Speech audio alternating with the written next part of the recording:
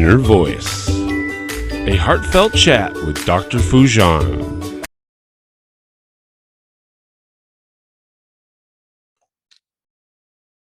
Hello, everyone. It is so great to be with you.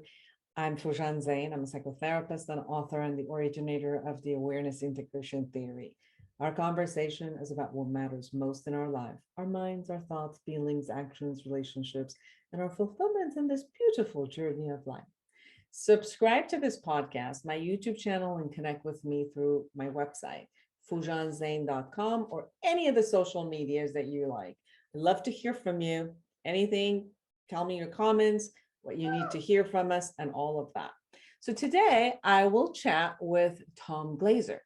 He's a psychologist and a life coach with over 30 years of experience. Tom is also the author of the Amazon.com's bestseller, Full Heart Living: Conversations with the Happiest People I Know, which launched 3 years ago via a performance piece, Full Heart Living Live. He's now working on a second book and video project on resilience following trauma. You can find him at fullheartliving.com. Let's go and let's chat.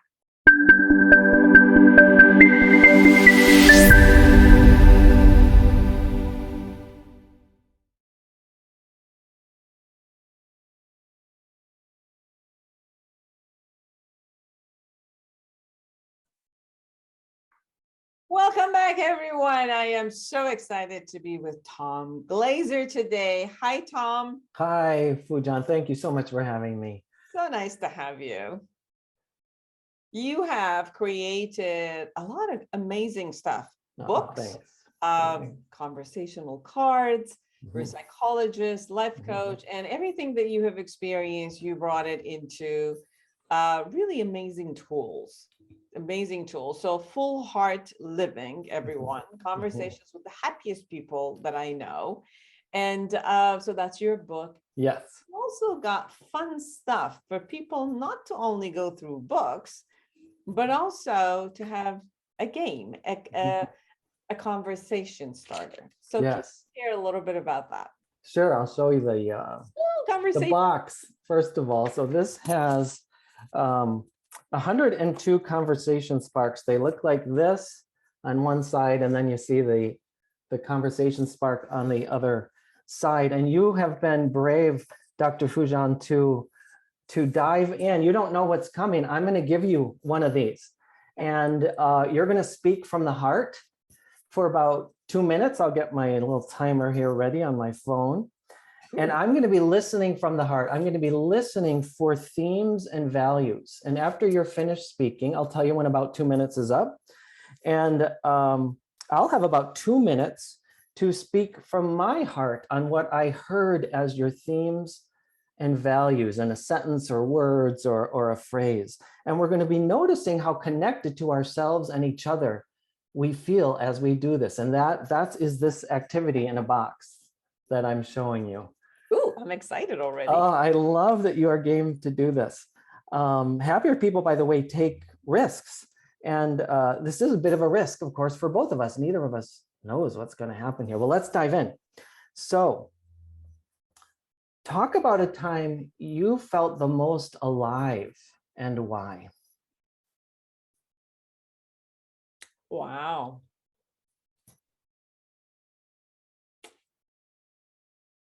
I can tell you,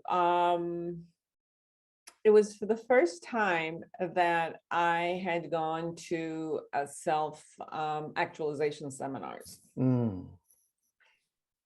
I remember I hadn't actually cried for almost like 10 years. I had really dormanted a lot of my emotions, and I had kind of survived life, and I had said that I will gain everything that I ever wanted, have a business, be married, have my house and everything. By age 30, well, by age 28, I had all of them. I just wasn't happy. So I started going to one of these seminars, and it took a while before I got it, that where I'm stuck, but that wasn't the piece. It was more, I started working at the seminar with other people. and opening these facts with others, and what was it that made them stuck and how they got released. And that was actually my motivation to become a therapist afterward. And I'm like, I love this. This concept of being with another human being and sharing this interception of moving into their own thought process, becoming aware, and their ideas and their heart and their emotion, and coming to terms with being a human being, almost like looking at our the worst possible sides and the most beautiful sides, and seeing that, you know, how much we're capable of both at any minute, and bringing and integrating those. So that's when I actually felt the most alive. I love it. Thank you. That's exactly 2 minutes. It's so fun to hear this. Okay, I have been listening and I'm feeding back what I heard. So so this is mine. This is my words that came to me as I heard you. I heard themes like discovery and awakening and opening and fullness to polarities, right? Like suffering. You didn't exactly say this, but I think this is what you're kind of getting at. Suffering and hope, or suffering and resilience, and opening to the fullness of life, the fullness of other people. And it was in community. It wasn't solo. You were with other people, both sharing, and that really lit a spark in you, lit a fire. You discovered a passion. You discovered what you wanted to do with your life. When you went from having accomplished all the things that you thought that you wanted, but like fulfillment still wasn't there. The full meaning wasn't there yet. And going to this self-discovery, actualization seminar really brought you to life. Yes. And it continues every day as I'm with people, with with my clients, with my guests. It's just this. It's this level of connection, but the connection is through the discovery of who we are as human beings. So, absolutely. Yes, absolutely, totally. So this conversation sparks, as I'm hearing, is it opens up this path of having a deeper conversation, not only for you to discover what's going on inside of you, because the questions spark a part of you that needs to become aware of you, but also this concept of the going back and forth and having someone being a full listener. Absolutely. Yes. And sharing what they heard creates this level of connection. But I'm also getting that as I hear you share what you hear from me. Yes. With your words, it also expands my world. Correct. Because I said it with these words, but then because you took it and expanded it with your words, now my horizon kind of got expanded, because I also saw the way you were looking at what I had said and brought me your world. And it seems like it produces connection and expansion. Absolutely true. Absolutely. The synergy, right? So it's like 1 and 1 equals more than 2, right?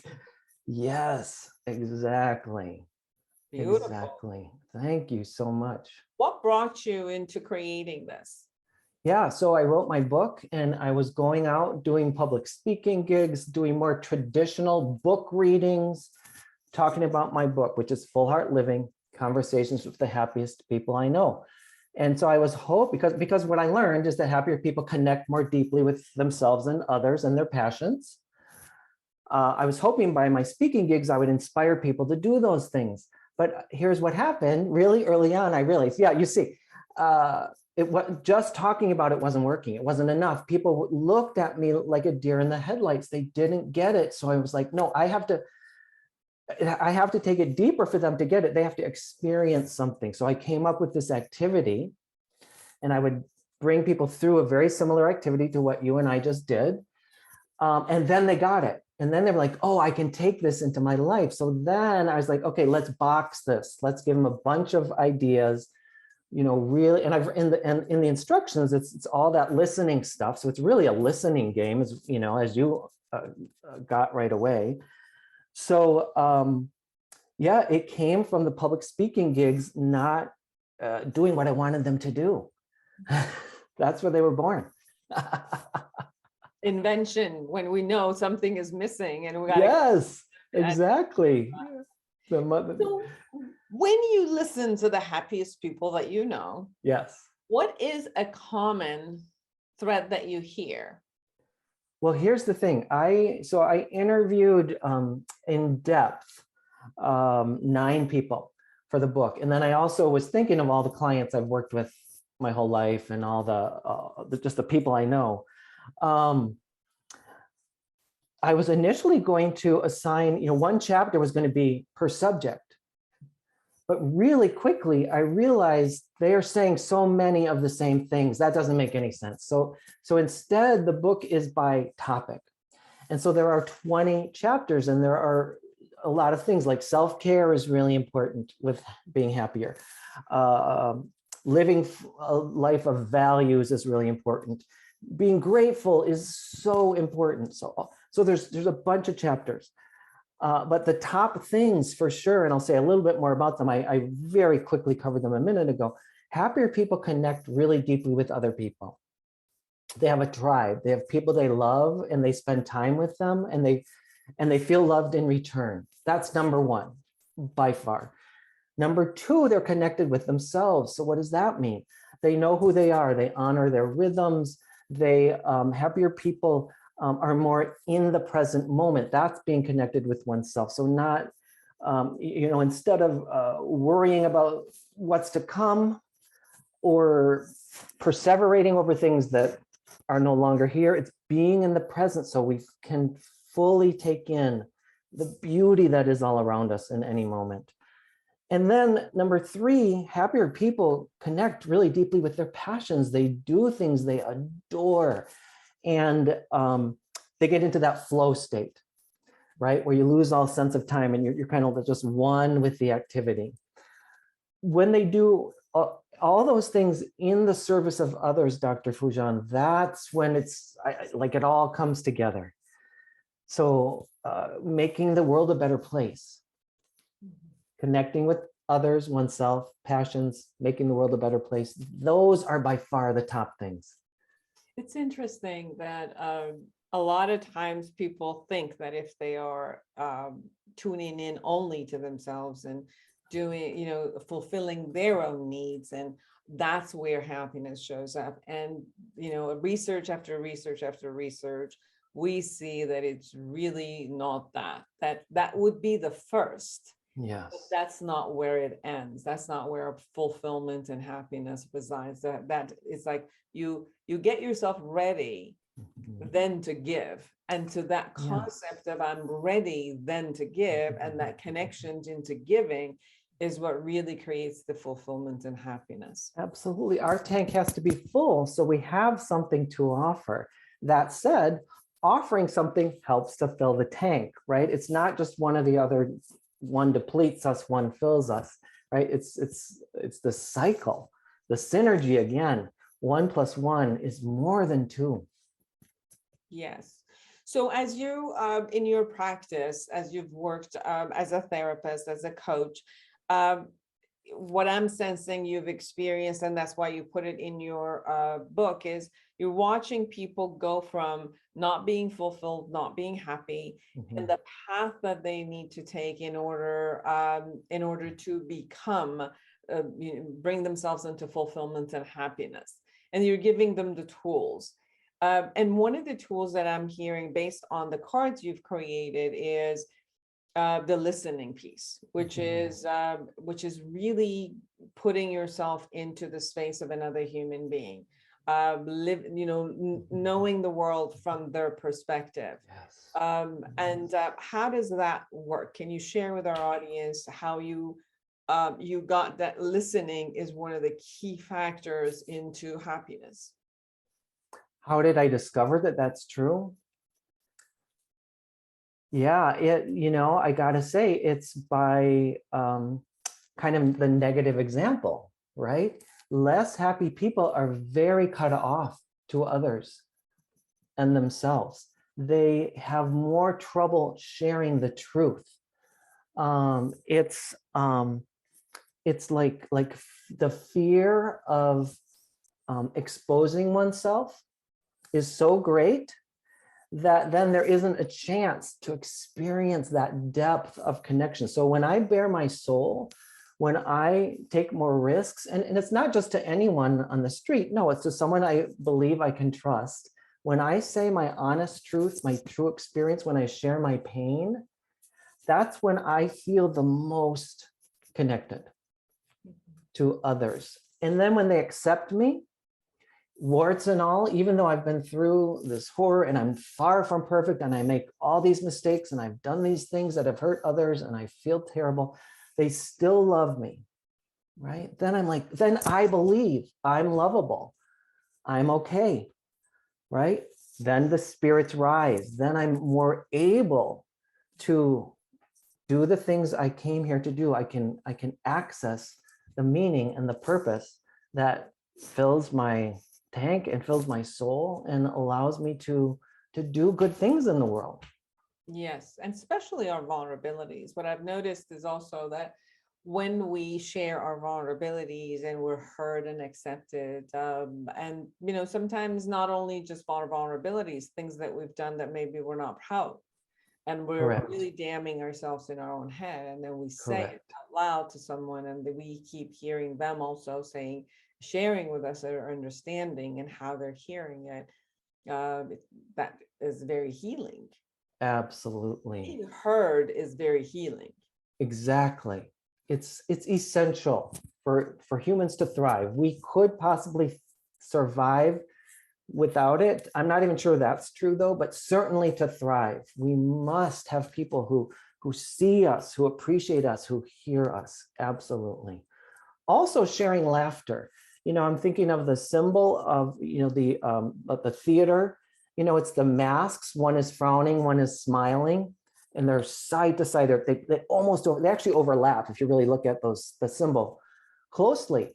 And this is why we're drawn to the arts. The arts reflect our pain and they reflect our joy. So also sharing joy is another way to connect. Absolutely. Laughter. That's when we feel so connected to ourselves and other people. When we're in that gut, laughter, when we lose all sense of time. We're just laughing. We're just here fully in the present moment.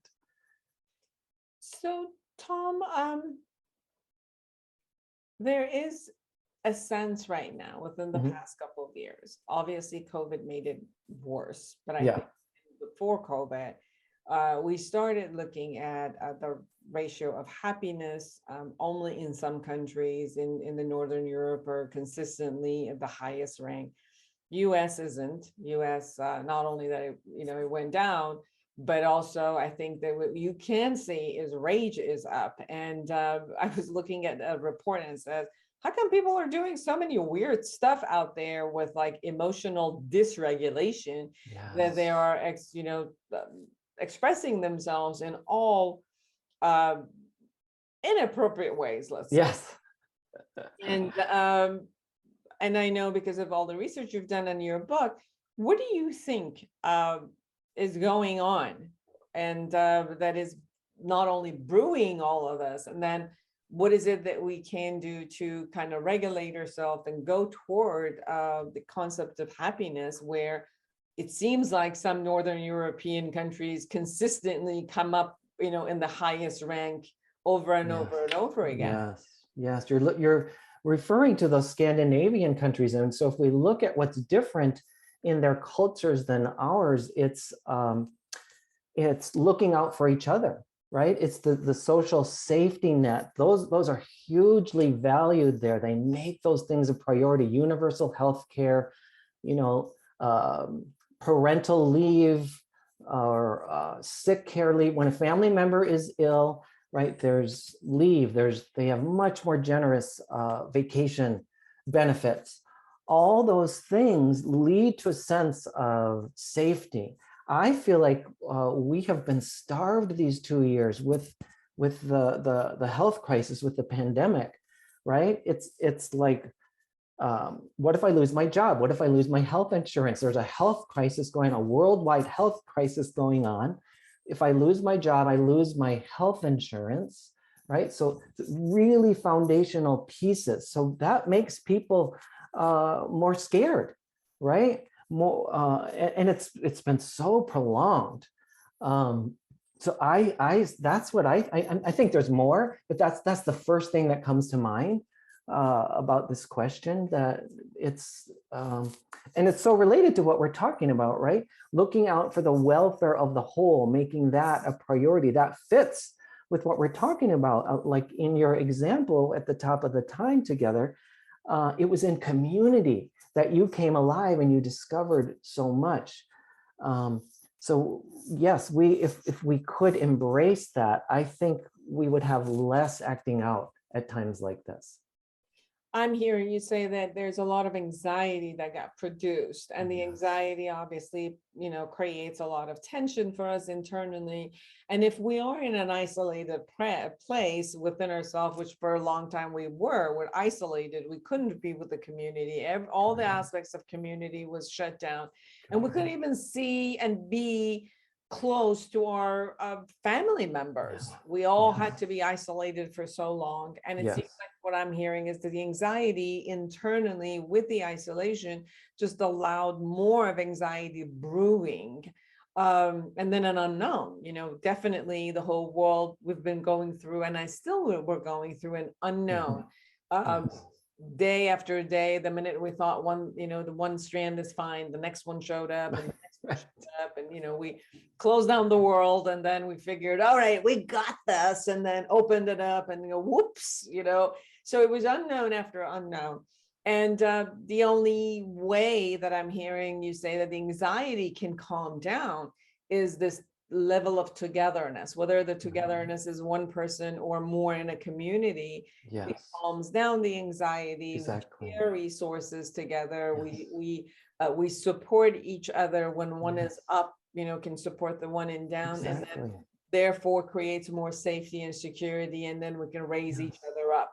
Exactly. Knowing that someone's got my back. If I lose my job, I still have health insurance. Okay, I'll be okay. I can get another job. Or my family member will be able to access healthcare. Yes, absolutely. So what made you call your book, and as we're moving forward, we keep coming to the same place of the community, Full Heart Living? Yeah, I was initially thinking I would call the working title for many years even was Choosing Happiness, because I thought I was going to emphasize the choices we all make.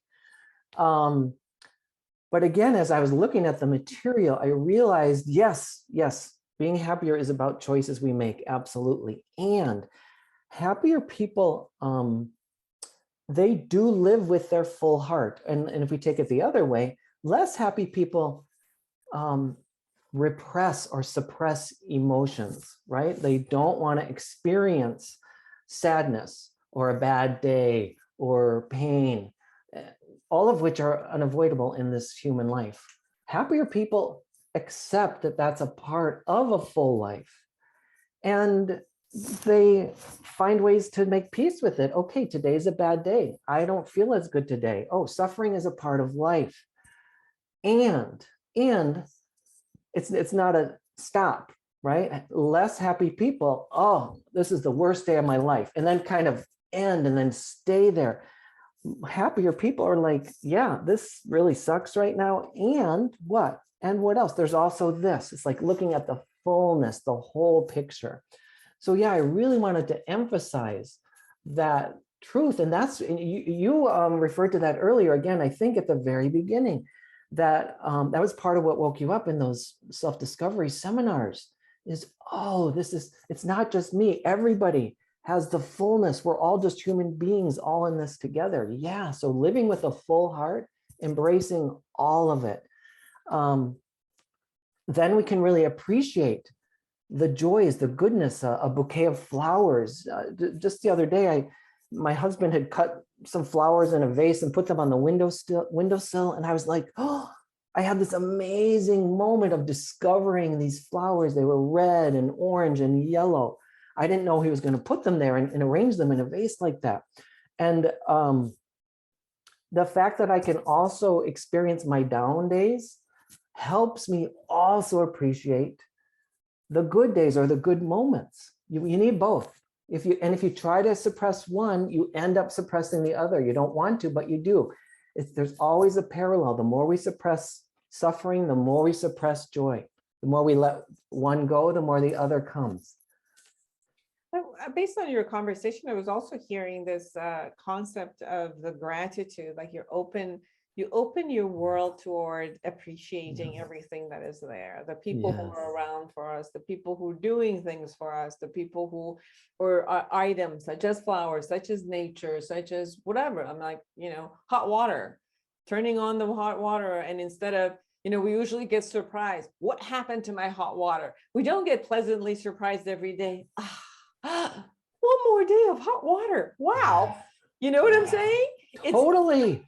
It's this concept of, wow, it's pleasantly surprised. We're consistently looking at negatively surprised versus pleasantly surprised consistently. Exactly. That concept of the wonder and the joyous wonder that we can keep looking at. And that's what when I hear full heart living, I keep coming up with this, as I expand my heart, expand my love, expand my appreciation, the joy that I can experience with the community, with people who are around me, but not only community as human beings, but also my dog, all the birds that are out there. That's part of the community also. The animal kingdom. Absolutely. Yes, you're really onto something. It's so easy for us, particularly us Westerners, to take for granted all these amazing conveniences that we have that make life so much easier and so pleasant. Yes, I love that hot water. Why not brighten up when that comes right out of the tap? You get to step into a nice hot shower anytime you want to. How rare is that in this world? It's still rare in this world to have fresh water out of a tap. Not everyone. In fact, the majority of the population doesn't enjoy that. So yes, why not really appreciate it? I got an assignment. It's almost exactly a year ago. This was soon after my mom died, the second of my parents, and so I was orphaned. I was really down, and it's not that, again, I'm not saying I shouldn't be down. Yes, a massive loss like that, grieve. I was allowing myself to grieve, but I talked to a mentor of mine who encouraged me to begin the day by recording 10 things I'm grateful for. And I've been doing that now for over a full year. And I love this practice. It sounds like a lot, right? 10 a day, and some people go, oh my God, that's too much. Well, you don't have to do 10 if you don't want to, but I love the number 10. 10's working really well for me because it does encourage me to stretch, and it helps me because I know I'm going to have to do it the next morning. It's helping me remain grateful for those little things throughout the day. Tom, 1 minute. If there's anything we haven't really touched upon that you really want our listeners or viewers to know about your book, about the conversational spark cards, or anything about you and your future projects that you really want everybody to know. Oh, sure. I could talk about, so my next book is on resilience and trauma. So that's what I'm writing about now. I am offering some workshops on self-compassion, which is extremely happy. I have a new workshop for highly sensitive people that I'm really excited about. And I will be offering in the fall a new introductory workshop on resilience as well. So some fun stuff coming up here. Beautiful. Last jewels and piece that people can be left with that they really enjoy? Just go enjoy a moment with a loved one. Soak it in their face, and have a moment where you just enjoy each other. Beautiful. Tom Glaser, everyone. Go to fullheartliving.com, fullheartliving.com, and get to know him more, and the books and the cards, and also all of the workshops. So it was a joy to have you with us, Tom. My pleasure. And for all of you out there, create an amazing life for yourself and everyone around you. And until next week, bye-bye.